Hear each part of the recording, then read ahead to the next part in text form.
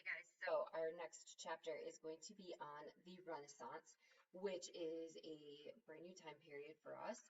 Um, so as we're moving through history, we are starting to get much more modern in terms of how things are going for people. And you're going to start to actually see things that you are going to recognize and things that you have heard of before, much more than what you have probably so far in the chapters we've gone through. So for starters, for chapter 13, um, we are going to talk about art, and that's going to include some literature as well. So, um, first of all, what is the Renaissance? What does that even mean? So maybe you've been to the Renaissance Festival before, where people dress up and they have the giant turkey legs to munch on. Um, the Renaissance means a time of creativity and change. So things are definitely going to adjust. We have to think about what time period in history we are coming off of. So we have just got out of the Crusades and the Hundred Years' War. So we've had some major wars. We just had the Black Death, where we had a massive amount of population who was killed by this disease before it runs its course and they figure out how to stop it. So it's not been a great time. Things are going to shift into the Renaissance time period, and it is definitely going to be much better.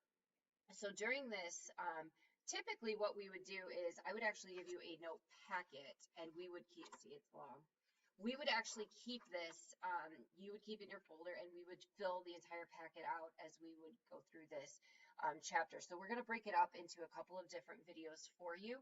And we're going to talk about all of these different areas: politics, social, economic, culture. How does the Renaissance change life, particularly in Europe, um, during this time? So the very first section we're going to do is art, which I mentioned to you. So the artists of this time are going to focus on very realistic people. They want their art to look real. So previously, a lot of the art that we had seen would have very idealized people. So everybody had a six pack. That's not real, right? So this is going to be a little bit different. We're going to see people in a very realistic way. And you're also going to see a shift into how much detail is put into some of this art, and how it looks like these people could literally like step off of their painting, or these sculptures look like they could just stand up and walk around. So we're going to definitely see that aspect of realism that didn't necessarily exist before. So for starters, let's talk about architecture. You guys know this is one of my favorite things. And architecture, again, is going to play an important role in being able to determine the time period. So I just want to show you a few of the examples. A guy named Leon Alberi at the time called architecture social art. He said that because basically he felt that it's a social place for people to gather, but architecture really is art, right? It's different than from one building to the next, from one time period to the next. The people who design them, they have to make them functional, but also look nice. So that's where he comes up with that idea. Here, what you're going to see, we are definitely going to have some of the domes, like we mentioned before. You can see that there's still some columns going on here. Even if you come into the foreground right where we are looking at this picture, you can see the archway right here that we would walk through to get to this little building. Interestingly, if you really take a look at all of the details in this picture, you will see that this is sort of a very old building, and these have been built around it. And you can see there's actually some scaffolding in the back where they're doing some work. So this is the really old part. This is a little bit more modern part, and it's been built sort of around this in the city there. So this one's in Rome. This is the dome of St. Peter's, the Basilica in Rome. This is the building that our Capitol is based off of. It actually looks a lot like our Capitol. I believe we've looked at this picture once before. You have got the dome, you've got the columns, you have got some sculpture. This is very high up too. And so the idea that these sculptures are done with so much detail when nobody can really see that detail, it really goes to show you how much art they put into the architecture. Columns go all the way up at this very top. Of course, at the very top, you have got the cross letting you know that this is a religious building. So let's talk about a couple of our artists during this time. So it's going to be very key for you guys to know that not only who these artists were, but what they did. So when you take the test on this, you will be matching up some of these people with their works, either the books they wrote, the paintings that they did, like Da Vinci here. So make sure that you don't just know that Leonardo da Vinci was a painter, because I know that. So we're like the other three people we're going to talk about. Make sure you know what works of art they actually did. So we're going to start with Mona Lisa. This is a very famous painting, partly because there is a whole lot of questions that surround it. It's an interesting painting, so we're going to break this down a little bit. So first of all, if you're going to look in the back, this green line right here, this is actually from like my Google image. This is not on the actual painting, so ignore that part. But if we look at this painting, the background kind of doesn't add up. So if you've ever seen Harry Potter and you know like the people can move from one painting to the other, imagine that Mona Lisa could get up and walk away and not be in here. This landscape on this side of her isn't the same as on this side of her. And that's kind of weird.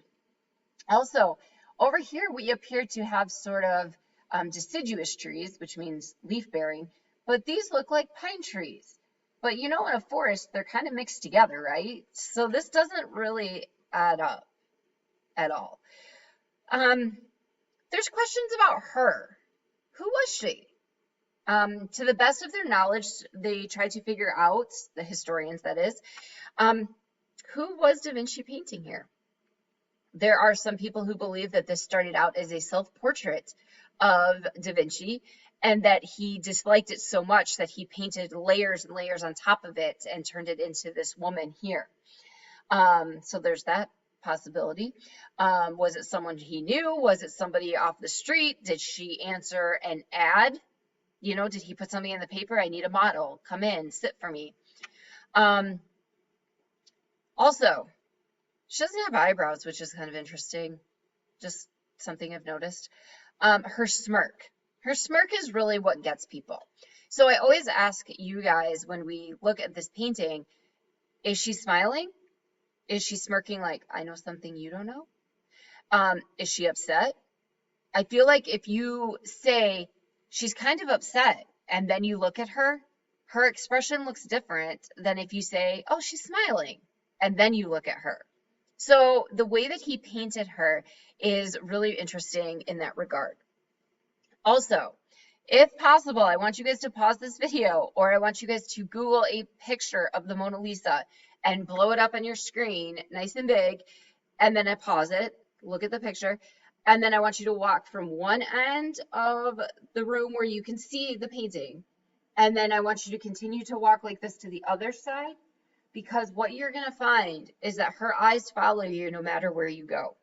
It's a very interesting technique that these painters were using at the time. It's a little bit creepy, but it actually works. So again, if we were together in the classroom, I would actually have you guys get up and move from one end to the other so that you could actually see how this works. So if possible, I want you to try it at home. Da Vinci did not just paint this picture of the Mona Lisa, which is in the Louvre, which is the big art museum that's in Paris. He also painted this called The Last Supper. This depicts the Last Supper that Jesus was having with his followers before he was crucified. But there's a couple of really interesting techniques in here that I want to talk to you guys about.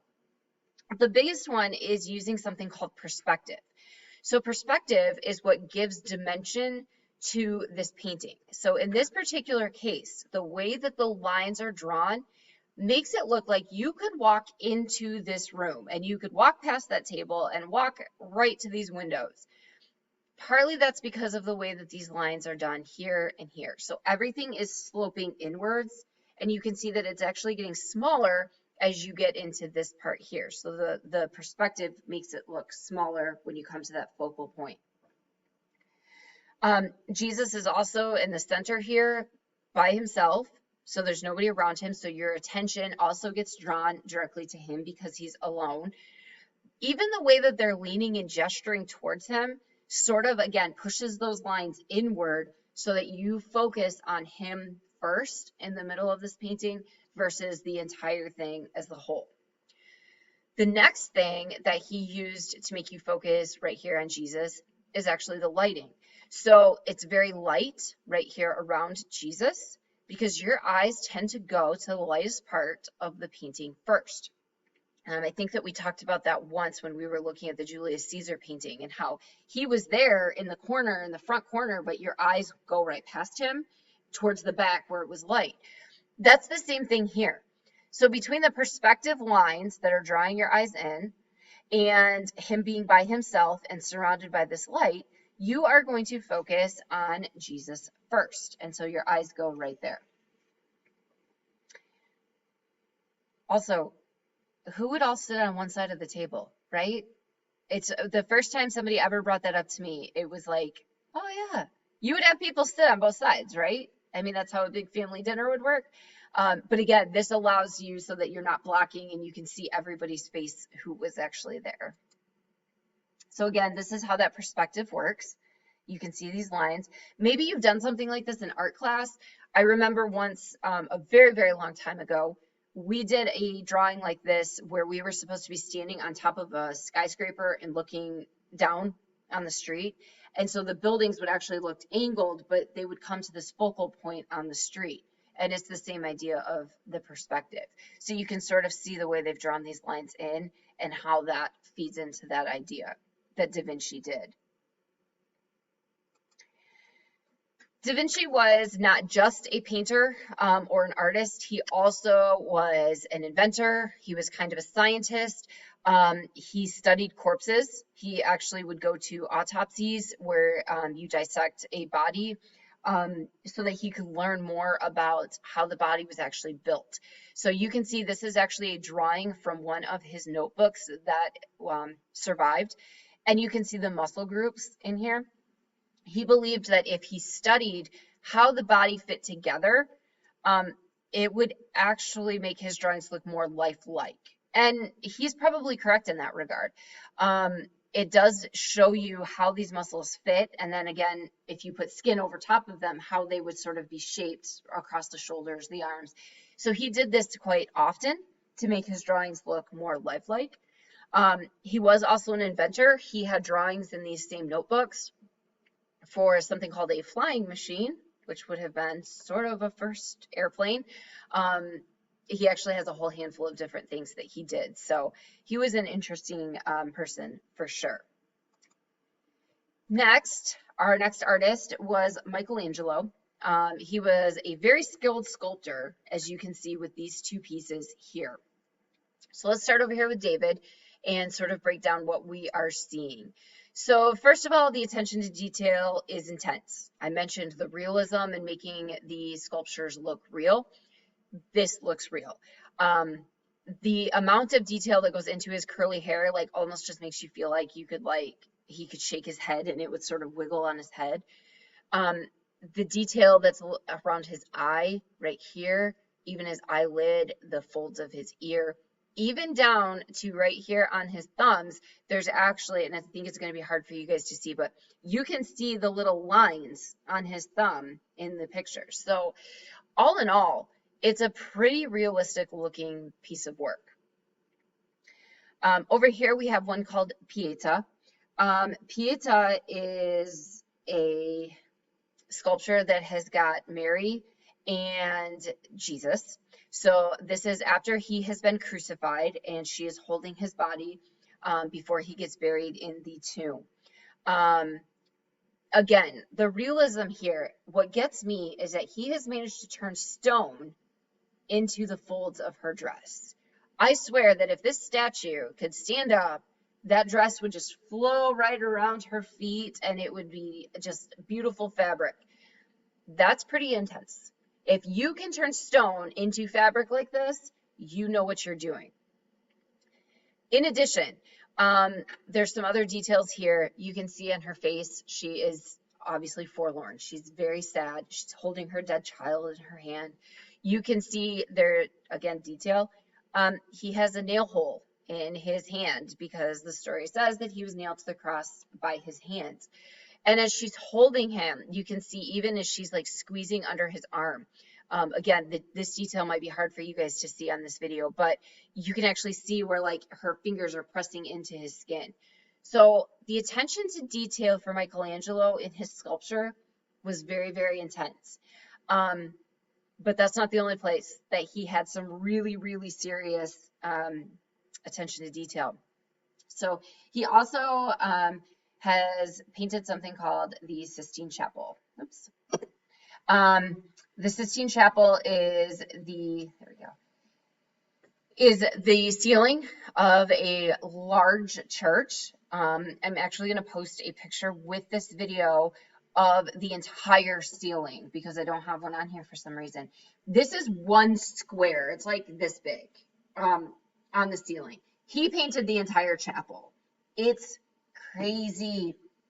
So what he did was he actually took these pictures from the Bible, and these are stories from the Bible that were painted on the ceiling. So this is actually the birth of man. So this is God in heaven. These are all angels that are sort of peeking out of heaven with him. And he is about to touch Adam and breathe life into man. So this is the story. Now, sometimes you might have actually seen just this part right here, just like the fingers touching. And that's widely accepted as well, that that's just the birth of man. It's God touching man and breathing life into him. Down here, there is a hand underneath Adam, the stone he's sort of sitting on. It's not like something creepy, which it looks like from here. It's actually a piece from the square that's underneath it. So it's just cut off. You can't see it. But I am going to post a picture for you guys so that you can see the entire thing. And again, the amount of work and detail that goes into this is very, very huge. Raphael is our third artist that we are going to talk about. He focused primarily on religious pieces. So this is a picture of Mary holding a baby Jesus. Lifelike, very much so. This baby Jesus definitely does not have a six-pack. He has totally got the baby rolls going on, full bore, right? He's wrapped in a like swaddle cloth right here. Those are not baby rolls up here. But he's definitely got the chubby legs. Even Mary, her face looks very round and very soft. It doesn't have like those chiseled features that we saw with some of the earlier art, like Greek sculpture. And so she looks like a real person. In terms of religious icons, you can see that they both have halos, so they would be obviously indicated that they're holy. And Mary is very often depicted wearing blue, and so he definitely brought that into this painting as well.